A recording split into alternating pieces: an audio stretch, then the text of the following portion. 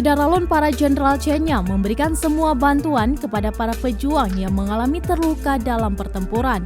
Diketahui pasukan Chenya tanpa kompromi melawan roh-roh jahat bendera di Ukraina.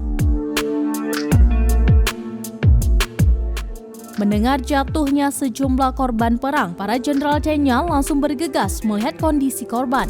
Di antaranya Mayor Jenderal Alibek Delimkanov, Wakil Komandan Pertama Distrik Kaukasia Utara Pasukan Pengawal Nasional Federasi Rusia. Pemimpin Chenya Ramzan Kadyrov memastikan bahwa mereka menerima bantuan yang memenuhi syarat yang diperlukan.